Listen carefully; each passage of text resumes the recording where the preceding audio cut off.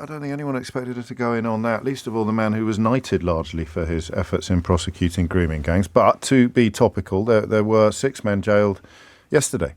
Did you know this? 6 members of a grooming gang, a depraved grooming gang, were jailed yesterday in Liverpool after years between 2016 and 2018 of preying on underage girls.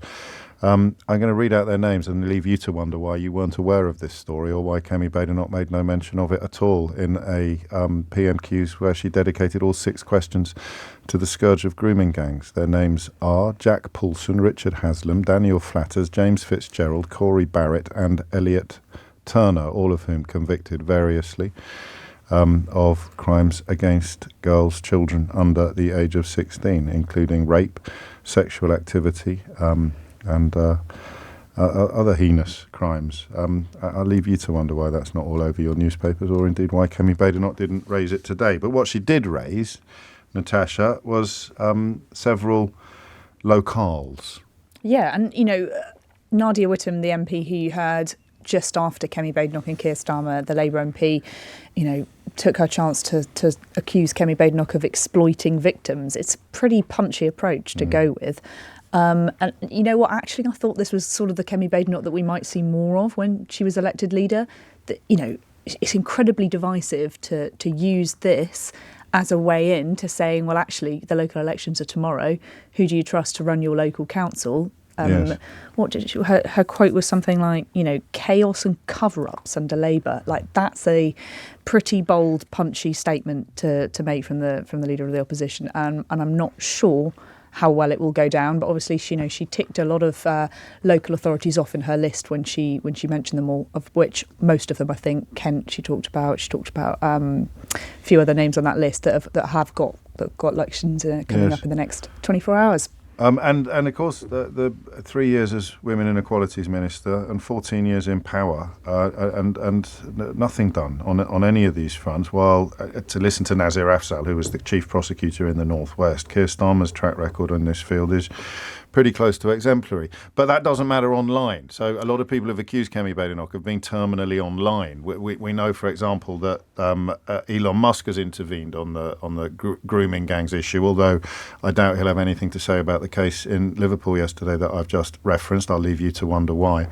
The idea that this does matter in the terminally online world, where people like Stephen Yaxley-Lennon or Tommy Robinson actively get convicted of frustrating attempts to prosecute these people, but cast themselves as somehow champions of the victims. It plays very well with a certain constituency. If she's chasing their votes, hasn't Farage already beaten her to it? Well, yeah, exactly. And actually, the Reform Party, I think, are the ones that are fundraising for their own version of an inquiry into grooming gangs. They're always fundraising for something. Exactly. But look, yeah, Keir Starmer has a very strong argument, as we've said before. Does it matter in the terminally online world? It doesn't matter. I think it does. I think he can say he's got a very, very good track record to point to. What I do think Kemi Badenoch has a point is that I think the government are dragging their feet a little bit on this one. They're not naming those 5 local inquiries that they said that we're going to get specific funding to look into these issues.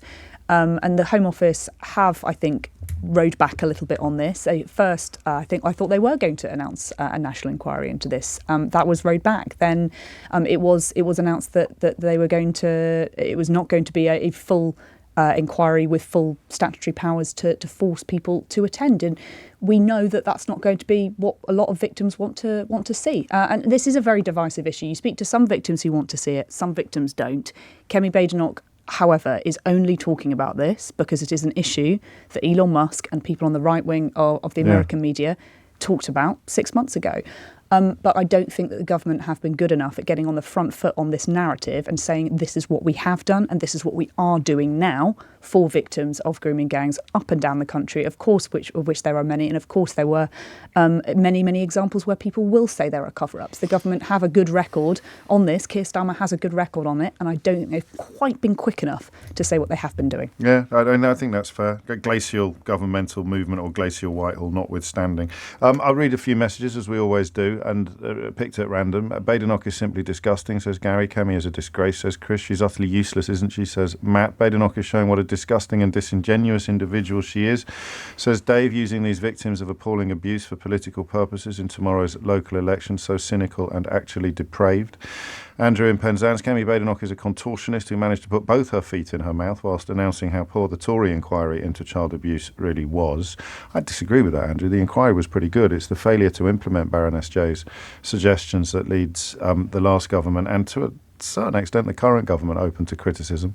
Why does she ask the same question 6 times, says William. The longer this line of questioning goes on, the worse it's getting for Badenoch, writes Isaac. It sounds like grandstanding. She's not doing too badly, says Alice. Her party, writes James, was in charge for checks notes 14 years. Why didn't they launch any of the things that she's now calling here for? Andrew says Starmer looks weak here. He needs to take the reins. Badenoch doesn't seem strong, but he needs to shut her down. He doesn't need to explain himself on every issue. Too much weeds and not enough whacker. And finally, Nassim says, I thought you said she was getting better. Look, it is an awkward topic for Keir Starmer, and there's no doubt about that. I think he has a very strong argument, but this is an awkward topic for the Labour Party to deal with because of their record in local government, because of what happened over many, many years.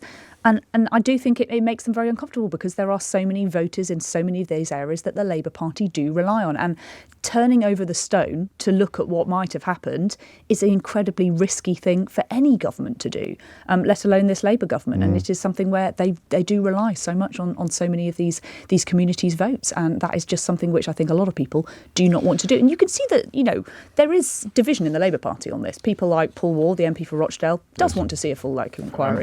Andy Burnham. A very trustworthy guy in the north of England does want to see it. But some people, very much feel that, like you, that they haven't already done enough to implement. I'm not sure about before. that. I don't think they've done enough to implement the consequences of previous inquiries. So I'm not opposed to another one. I'm not opposed to a national inquiry. But the argument is, why bother when you haven't already done it? Yeah, and also I want to know what it would achieve. So will it identify, in some cases, if people have engaged in a cover-up, and remember there was a case recently of 2 police officers who were actually convicted of the kind of crimes that the grooming gangs have committed. And so the argument that we were told not to investigate because of fears about racism or multiculturalism is going to be true up to a point, but it's not going to be the only reason. These girls were not trusted. They were not believed. They were treated in some cases as the problem rather than the victim. And there's all sorts of stuff that could come out, none of which is going to fit any narrative 100% or completely. The problem is what the result would be. Who is going to get publicly shamed or prosecuted or named? You could spend millions and millions of pounds on an inquiry. I'm very cynical about public inquiries. And absolutely nothing Totally happens at the end of it, except Keir Starmer gets to say, we did have one. Are you happy now? But in a way, he's not reaching for that easy lever. He could. Yes, well, that's what I'm saying. All of this could go away if he just said, I'll have a national inquiry. But there's 20 million quid. Let's have another national inquiry. And then this line of, you heard what my texters say, is closed down immediately for Kemi Badenoch. It makes our... hang on, let me read this from Lisa. She writes, well done to Badenoch, usual LBC bias and racism. So I'm just happy to get that on board for balance reasons. Like I say, it is an issue and a topic that so many people do feel very, very strongly and passionately about. I don't know if it's worth batting around as a political football at Prime Minister's questions in the way that Kemi Badenoch has done it. I do think it's... look, I've just got a text from a Conservative spokesperson just in now, saying the Home Office promised this rapid review of rape gangs would report in 3 months. They haven't done so. Why is there a delay? And those are important questions which are worth holding the government's feet to the fire on. But, saying that voting Labour is going to be a choice for cover-ups of grooming gang scandals is, I think, not a very nice message to be sending on the local election. Very popular online, and no doubt Elon Musk will be expressing his approval shortly if he's not a little bit busy. Isn't he busy sorting out his own company, which is tanking? Other events. It makes our job a bit harder. The same question 6 times. It's a little bit harder to provide sparkling analysis. Sometimes I think they really get into the the detail, though. I think when you're punching a bruise. Yes, exactly. On a good day. Yes. The problem is, I think with Keir Starmer, you weren't really punching a bruise. He was quite comfortable, I think, in answering those questions. Yes, I think this is a very awkward subject for Labour, but Keir Starmer has his own very, very personal success story, and he's able to say, look, what did you do about it? They sat on a shelf. We're doing so much more than they've ever did. And, I spent 5 years prosecuting them. I asked for a review. I changed our entire approach. She stayed silent, and he's absolutely right. And Dave makes a point here, which hadn't really occurred to me before. He says, sorry, I don't buy any of this. If there was a local cover-up in Labour-controlled areas, surely the Tories would have jumped all over it for political gain. And indeed, if it was happening in the relevant periods, then the government itself would have been Conservative. Exactly. So there is it's just a mess, isn't it? Whichever way you come at it, it's hard not to think that the victims are at the very back of the which is why I think concern. The government at the time, the Conservative government, wasn't interested in uncovering it because it would have happened probably under their watch. And whether they can say, oh, it's a Labour council that did it, they'll go, well, why didn't national government do anything to stop this? So everybody is implicated in it. It's a bit like the post office scandal. And just to clarify, although it was in Liverpool Crown Court that that other grooming gang, 6 members of it were jailed yesterday. The offences themselves took place largely in Bolton. It was a few Liverpudlians a little bit unhappy with my reporting of that. The ringleader was jailed yesterday. There's more than 6 involved. The ringleader was jailed yesterday for 15 years, and there were other defendants as well convicted too. And having read out all their names, I'll leave you to wonder why that's not getting the kind of media coverage that one would expect correctly all grooming gang crimes to receive in the UK media. That's it then, I think, for this week. That's it. And he's right. We are going to find out what people think about. I get scared now because I always forget what the rules of purdah are, so I tend not to say anything. But it is. I mean, so just to be clear, that there are elections tomorrow. They're largely in areas where the Conservatives are currently in control. Yeah, and I spoke to someone earlier who thinks that the Tories are going to do that. Like, I think it was a Tory that I spoke to, and they said it's going to be a bloodbath for us. We are going to lose. I think it's something like 900 seats up, and they think they're going to lose 500 of them. Because it's hard to imagine anyone marching out of their house tomorrow morning with sort of Tory fire in their belly at the moment. Well, who's ready to forgive the Conservatives after 14 years of government, just after 9 months of seeing Labour in power? They are not ready. The public are not ready to forgive them, and all of those votes are going to go to reform. The Conservatives did really well when these councils were last contested in, I think, 2021. So it's going to be a really poor night for Kemi Badenoch.